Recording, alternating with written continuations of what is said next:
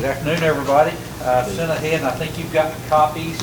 You do. Everybody's got a Smithville Recovery Housing Program in front of you. Yes. Let me just lay out, we put this out there for you to consider. This is not the final agreement. Obviously, you may have some things you want to bring up tonight that you want added into that, and that is certainly fine. As Mayor Miller and I was talking earlier, we've got some time. There is no rush to this, so we need to just take our time and make sure that we get everything correct, and that you're happy, we're happy, and if we can get that done, we'll be in good shape moving forward there. For the purpose of tonight's discussion, I sort of divided this up into three sections, and we won't read through every bit of this, but I want to sort of touch through and sort of let you know what we're identifying. The first thing there, obviously, we received a grant in the amount of you received a grant in the amount of $433,790. I will say this right now, in looking at all the properties, for us to do what we need to do and get it suitable, we're going to have to put more money into that. So that $433,000, it's going to go towards this project, but it won't pay for 100% of it. But the Development District and our nonprofit that operates underneath as a component unit, we have the capability to put the extra money in there because we believe it will pay that back in time. So any additional monies beyond that $433,000, we are committed to putting that in there. We've identified 3 locations. Now, 2 of them we like probably better than the third, but right now, these are probably, for this type of endeavor, the 3 best properties out there. Probably the #1 property in our mind, looking at it, is 411 Juniper Lane.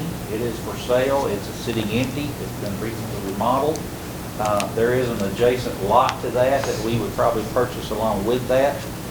That would give us, I think, 0.38 acres, something like that by itself. But you put the other lot in there, it makes for a good size. And we would do some little outside work, putting in driveway and those type of things. But for the most part, that house is ready to go. We might do a little renovations inside just to change a few things around, but for the most part, you can move into that house tomorrow and be ready to go. I've listed what we feel like the pros and cons are. You can look through that. If you've got other thoughts or if you've got experiences with any of these properties that you feel like we need to know about, we'd be able to secure that as well. The second property is 309 West Broad Street, and that is out by, I think, the Smithville Church of God. There's 2 houses to that and a total of over 5 acres of property there.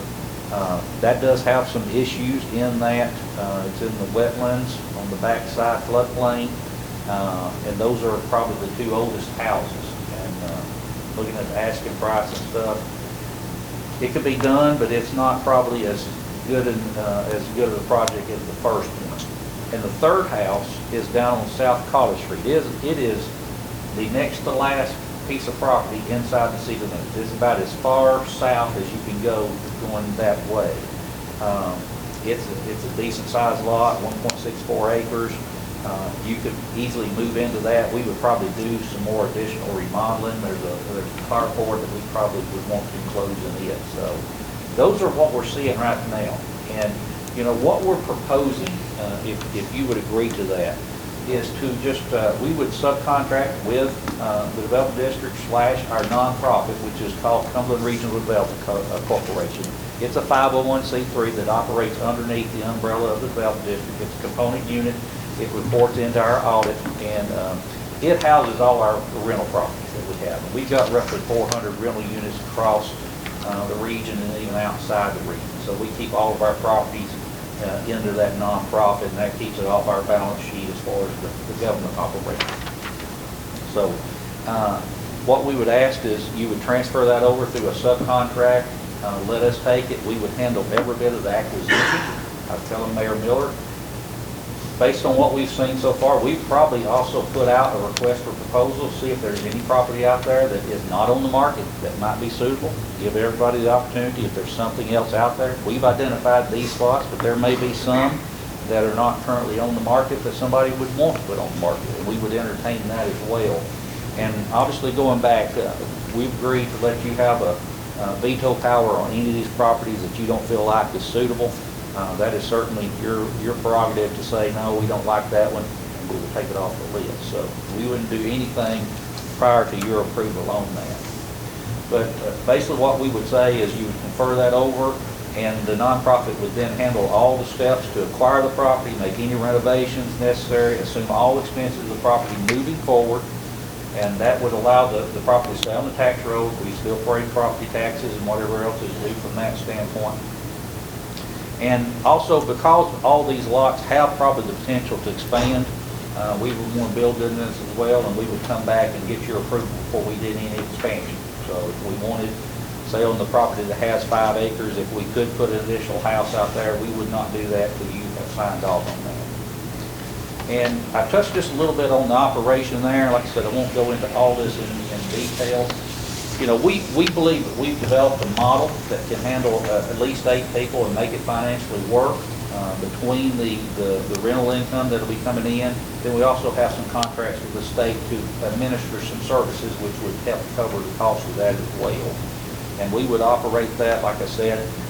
The contract, when we get it, we've not seen the actual contract, we'll probably have a length of term that the house has to be a recovery house. Usually that's going to be somewhere around 7 years, something like that the contract will require it to operate as that. If for some reason it became not viable and it just couldn't sustain itself, then we would probably liquidate the properties, and that money would either go back to the state, Department of Economic and Community Development, or it would probably come to the city, either way, depending if they wanted it back or not. But we would liquidate that and it would come back to you. At the end of that 7 years, if it wasn't, we didn't feel like at that time it could sustain what I've told Mayor Miller is, we would probably turn it into low-income rental houses like we operate already. So we're very comfortable doing that. We're going to be partnered with the upcoming Human Resource Agency to provide wraparound substance abuse programs to the residents of the home. They'll also be committing all the standard programs and services that we provide under the UCHRA here in DeKalb County and Smithville. But we also probably go out and look for some other partnerships. And I've listed there on the last bullet point just a list of some possible partnerships. Fletcher Group is a group that is serving multiple states in the southeast, and their job is to provide technical assistance to organizations that are starting transitional housing, any type of substance abuse housing. So we would probably partner with them to provide technical assistance. Oxford House is a group that the state contracts with to provide some oversight as well. They have a model that they would come in and establish inside this home and then help maintain that structure and order moving forward. Then also we've got standard partners that we work very closely with, Volunteer Behavioral Health out of Cookville. And then we've done a lot of work with the Emmanuel House down in Carthage, which we would probably use it sort of as a model to go after as we develop. So I've touched on a lot of that. If you've got issues, I know Mayor Miller, we've talked about possibly putting together a committee. If you would elect to do that, we're fine to take the committee and work through all the fine details, and then when the time comes to vote on it, we would go from there. Well, I personally, I've